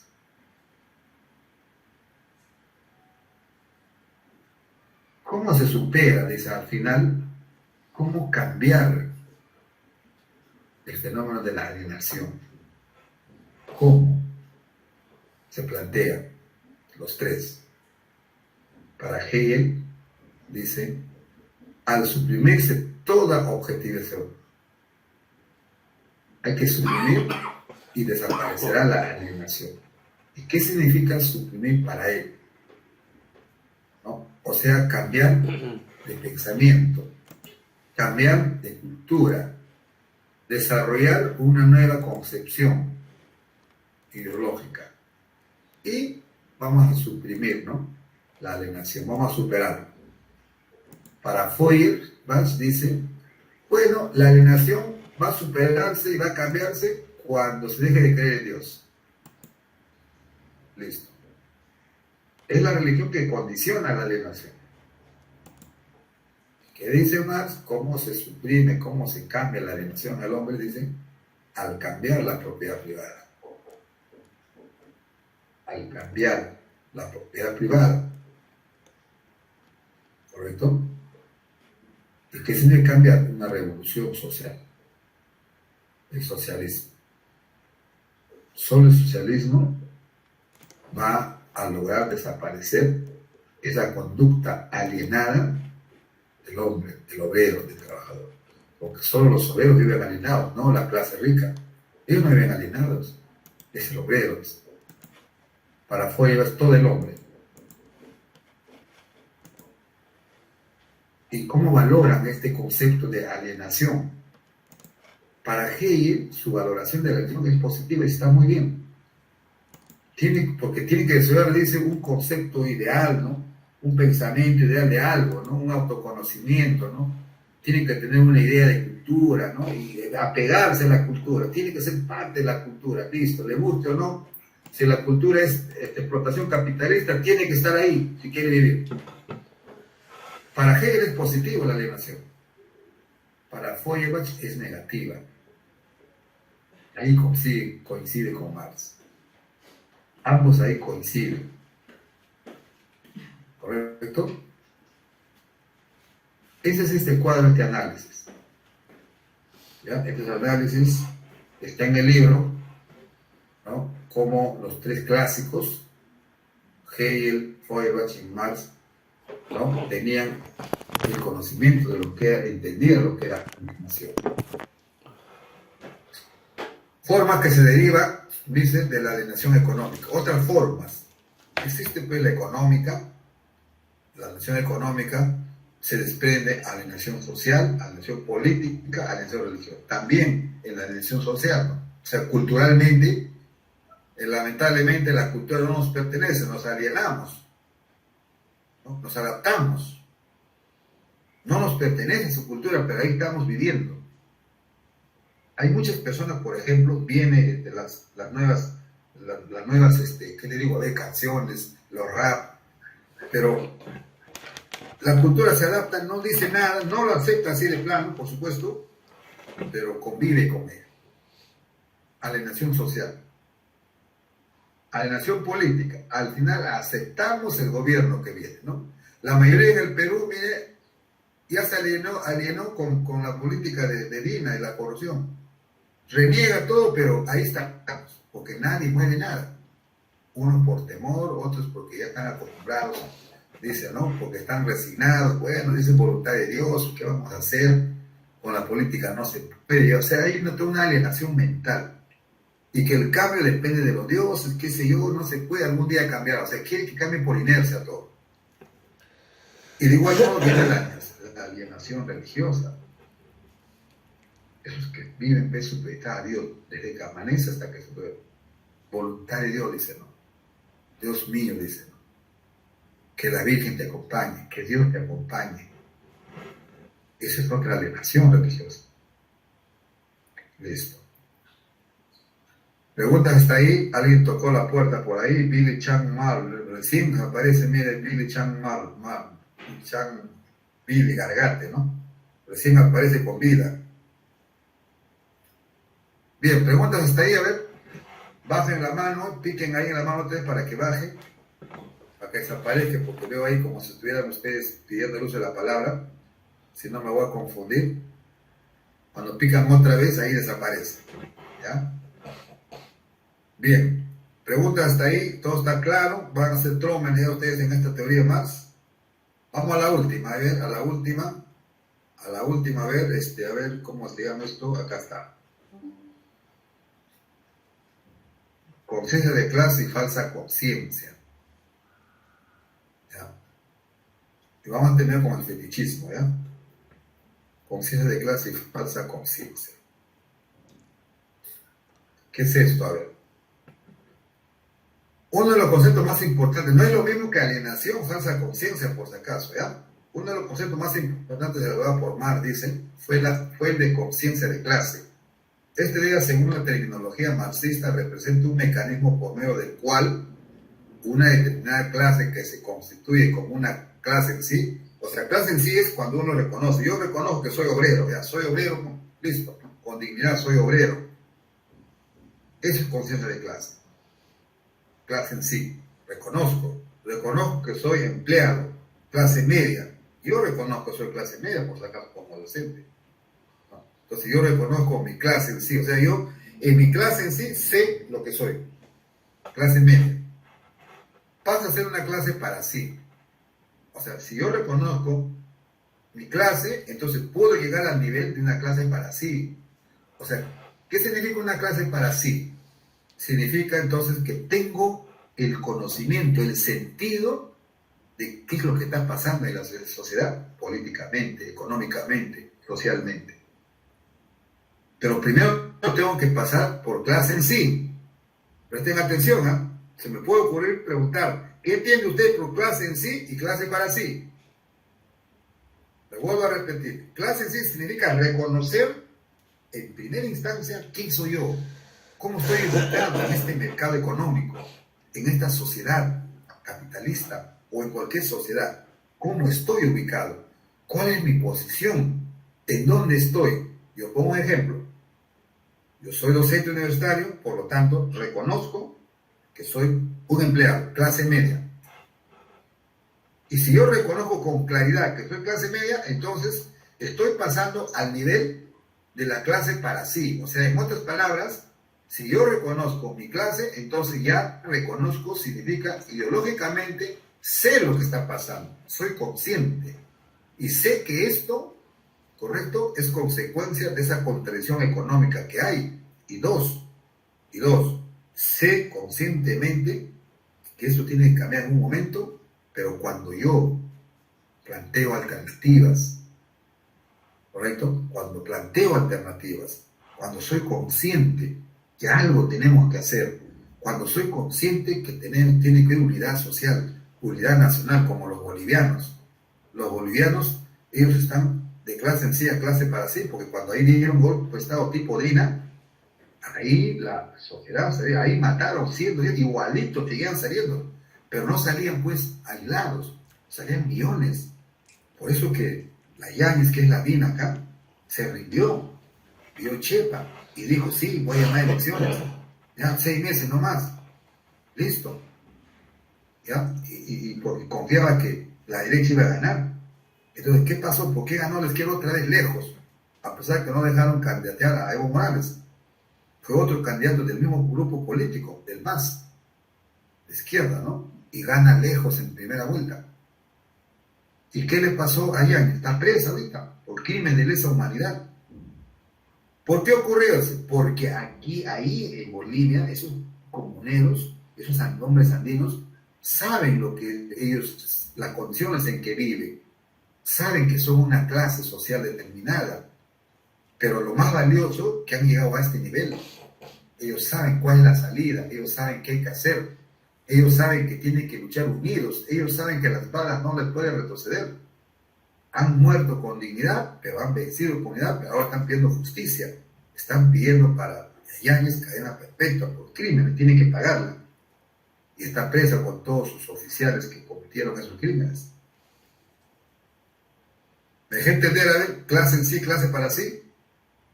Dice, es decir, es el momento en que una clase toma conciencia de su lugar dentro del sistema de producción y es consecuente con su propia posición histórica. Eso es clase para sí.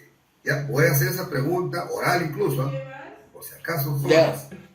El que está en clase me va a responder, el que no está, ya pues perdió, ¿no? Perdió, ustedes querían deporte, salir, ¿no? Pues ya, bacán, no hay problema. Pero le dije, vamos a hacer una clase porque quiero explicar lo que significa eso. Lógico, pues, también leyendo el libro lo van a entender, eso sí también es verdad. Yo sé que ustedes son inteligentes. En ese sentido, dice que la conciencia de clase se opone a la alienación, son cosas diferentes.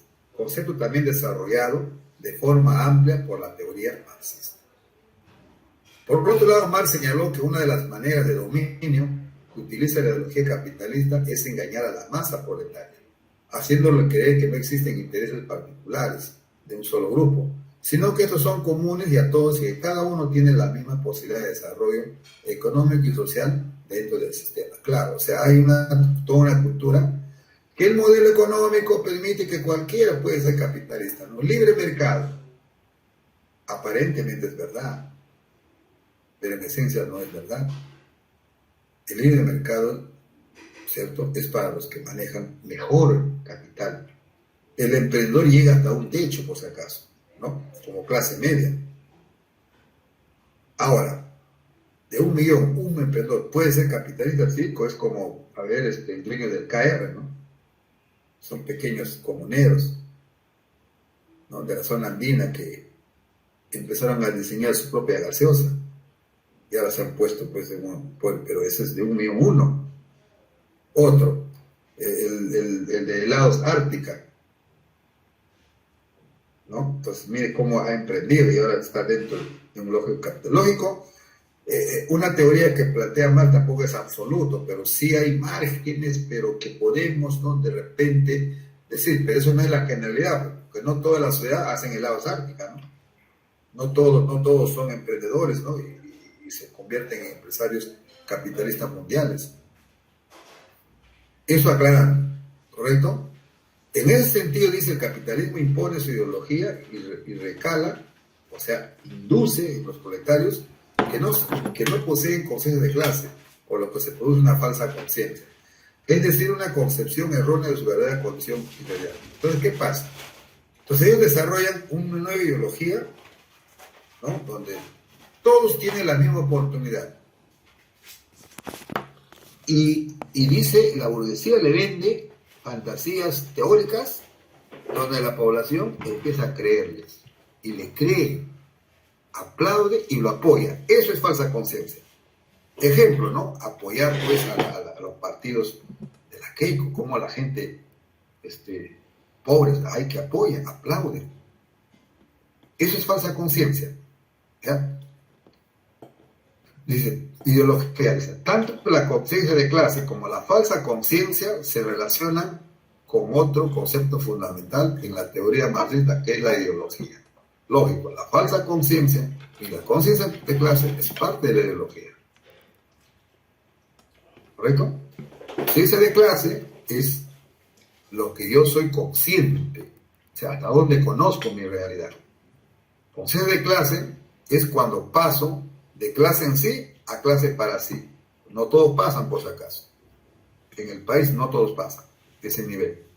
Y falsa conciencia es cuando uno adquiere un concepto teórico, ideológico, ¿no? De los patrones culturales que la burguesía enseña a la sociedad, que es una sociedad para todos, que hay igualdad para todos. Y la población cree que eso es así.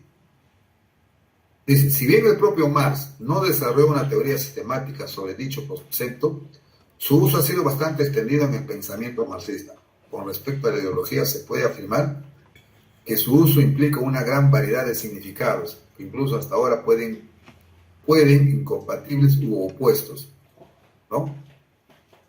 Para el caso de Marx, sin embargo, la ideología se concibe como un conjunto de ideas o representaciones deformadas de la realidad, según Marx. O sea, la ideología, aquí en la sociedad capitalista, lo que nos enseña, lo que nos impone, no corresponde a las realidades, porque son deformadas, que sirven para esconder la verdadera dinámica y desarrollo de la sociedad, que en realidad responde al poder de la clase dominante. La ideología en ese sentido es un instrumento de dominio, que no se focaliza en el uso de la fuerza, sino en la manipulación del pensamiento humano, o en términos marxistas, dice, en la generación de una falsa conciencia. Dice, un instrumento para dominar a una sociedad es la ideología, jóvenes, dice Marx. No se necesita la fuerza de la represión. El mejor instrumento, más que las fuerzas represivas militares, para controlar una sociedad es la ideología. ¿Y cuáles son los instrumentos que utiliza la ideología capitalista? Uno es la religión. Dos, la educación, con conceptos de que es un libre mercado y la oportunidad para todos. Eso es lo fundamental. Entonces, de ahí se desprende la falsa conciencia, el asumir ideologías, prácticas que no beneficia y no es parte de nuestra cultura. Imagínense el pobre que vive en un asentamiento humano apoyando a un partido de la derecha. Porque la lógica de la derecha es siempre mantener en el Perú una economía de servicio. Su lógica no está en industrializar el país. Pero tiene un apoyo en la sociedad, lo elige cada 5 años. Esa es una falsa conciencia. ¿Ya? ¿Entendieron, por favor? Respóndanme, ¿qué es falsa conciencia? ¿Ya? Falsa conciencia. ¿Qué significa falsa conciencia? Jóvenes, falsa conciencia. ¿Ya? ¿Qué es la falsa conciencia? Asumir. Es asumir, ¿no? Ideologías, posturas, culturas, costumbres que no corresponden, no benefician a mi esencia como ciudadano de clase pobre, de clase media, y más bien al contrario, estoy apoyando, aplaudiendo, dice Marx, ¿no? Aplaudiendo, para que estos grupos se sigan manteniendo en el poder, cuando estos grupos jamás de los jamases van a permitir que el pobre desarrolle una economía para hacerle competencia a ellos. Jamás. Y por lo tanto, entonces dice la clase de la burguesía, ¿qué es lo que hace? Capturan el poder para mediatizar la educación. Entonces, a través de la educación, nos desarrollan una educación como la nuestra en el Perú. Una educación, ¿no?, donde el estudiante, ojo, tiene una formación básica, leer y escribir. Eso es lo básico. Y eso es una verdad, eso usted me puede decir lo contrario, ¿correcto? ¿Qué más? Bastante religión. La burguesía necesita que ustedes sean religiosos, sean muy religiosos, porque por lo menos por ahí va a haber un equilibrio social y por ahí ustedes van a justificar que su pobreza no va a ser siempre, porque cuando se muera el reino de los cielos es para ustedes, que esta es una prueba del Señor, ¿no? Bueno, pues, ¿no? Dice no a la violencia, dice Dios, ¿no? Si te tiran un la por la mejilla, da el otro, no importa. Si te explotan, no hay problema, que te sigue explotando, ¿no? Esa es la ideología. Entonces, a través de estos instrumentos, dice Marx, ¿no?, desarrolla la falsa conciencia, una falsa percepción de la humanidad. Finalmente, jóvenes, ¿sabes? No hay preguntas. Finalmente, el fetichismo de la mercancía. ¿Qué es el fetichismo de la mercancía? ¿Ya? El fetichismo de la mercancía, dice Marx, que en el proceso productivo de una empresa capitalista, de una sociedad capitalista, dice, la burguesía produce tanto, ¿no? Produce, pero producto del trabajo del obrero, ¿no es cierto? El obrero es alienado, ¿no? El obrero ve la maravilla de lo que produce un celular, ve la maravilla, pero lo ve, sabe que no le pertenece, ahí hay una alienación. Pero ¿cómo lo ve la burguesía? ¿Cómo lo ve el capitalista? Lo ve como algo divino. Lo ve como la razón de ser de toda su existencia. Le rinde un culto, una maravilla mental, dice, se siente maravillado, ¿no? Calidad total, es lo mejor, lo más moderno. Lo valora la mercancía, pero no valora al obrero, no valora al trabajador, no valora a la clase trabajadora. No valora y no entiende en esencia que esa mercancía tan sofisticada, tan moderna, es fruto del trabajo de cientos de trabajadores, cientos de obreros. Porque no se olviden que quien crea la cultura es el esclavo, es el trabajador. Entonces la burguesía dice, valora a la mercancía y no a la fuerza de trabajo del obrero, del trabajador. En su conciencia está así, dice Marx. Esa teoría se llama el fetichismo de la mercancía. ¿Correcto? Fetichismo de la mercancía. Valoro mi polo, hermoso polo, mira, última generación, muy bien diseñado. Pero no valoro al sastre que lo hizo con su esfuerzo, el diseñador. No, yo valoro a esto, ¿no? No, el otro no me interesa. Le pago su sueldo, listo, su aguinaldo, listo, pero encumbro a mi mercancía, y esa es la lógica, ¿no? Valoro, me dice mi computadora última generación, ¿no? iPhone, la empresa iPhone dice, valoro, ya estoy en el iPhone 15, valora, pero no valora, mira, los cientos y miles de hombres que han tenido que trabajar desde la materia prima hasta llegar a concretizarse en esta tecnología. Dice, al final la burguesía valora a ese bien, pero no al esfuerzo. ¿Cómo se demuestra eso? Porque siguen siendo trabajadores, obreros, clase media y empleados. Obreros y empleados. Y el dueño de la empresa, ¿no?, caminando por el mundo con la riqueza más grande. Eso dice más la naturaleza del capitalismo. Genera clase media y genera pobres el capitalismo, sí o sí. Y dice Marx, si no hay clase media y pobreza, no hay capitalismo. O sea, la esencia del capitalismo es sobrevivir sobre esas dos clases sociales. Si no, no hay capitalismo. Joven, esa es la conclusión de Marx. Eso es cada 8 horas. No hay capitalismo si no hay obreros. No, Y no hay clase cada media. rato eso. Para que te salgas Y estés vamos a chupando, ¿no? ver el ejemplo del mundo, y es verdad. No hay capitalismo. Por eso que la antítesis del capitalismo es el socialismo. Es la antítesis. ¿Por qué? Porque solo el capitalismo va a ir, ¿no? Esa brecha, transformándola. Va a ir extinguiendo a esa clase obrera y a esos empleados, donde la síntesis tiene que ser una sociedad ideal donde las clases sociales desaparezcan. Se llama comunismo científico, según Marx, ¿no es cierto? Según Marx. Esa es la síntesis ya. La antítesis es luchar contra esa brecha, dice Marx, esas brechas de diferencias de clases sociales. Y no se va a poder jamás, dice, en el capitalismo. No se puede.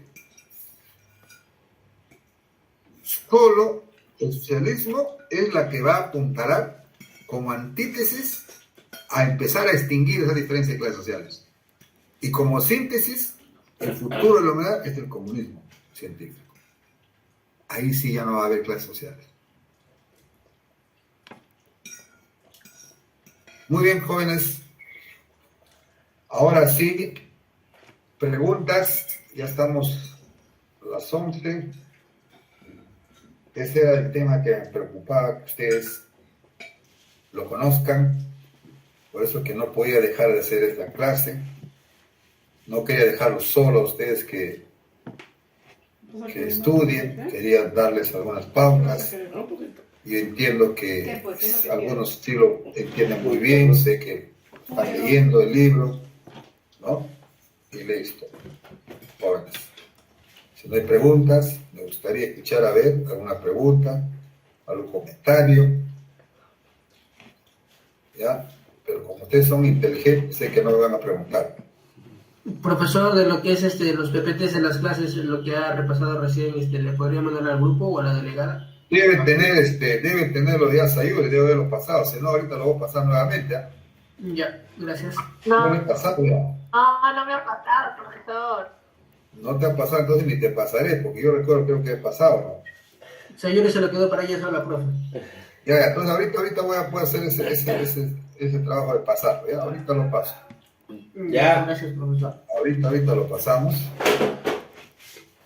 ¿Ya? Listo. Bueno, joven, entonces.